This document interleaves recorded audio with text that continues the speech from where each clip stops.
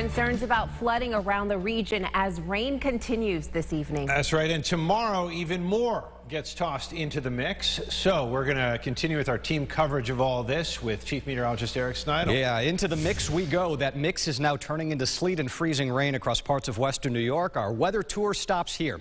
First with temperatures. All this blue, numbers that are awfully close to freezing at this hour.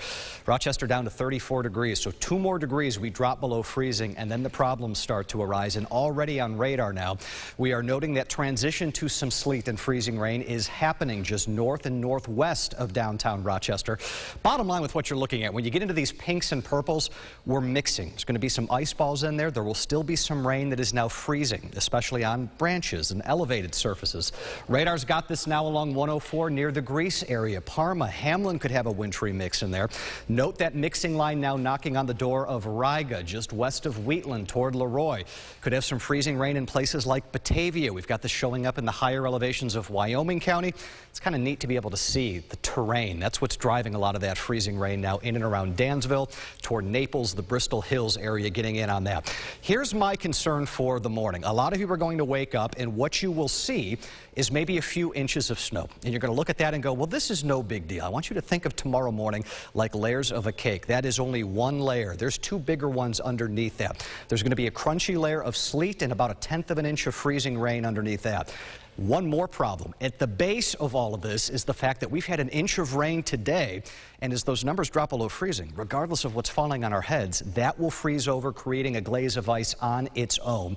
That's going to make roadways tricky, whether it looks like it or not. For that, we're going to toss things over to Christian Garzone. Christian is braving the rainy elements right now, but Christian, I feel like the rain is not just rain for much longer, is it?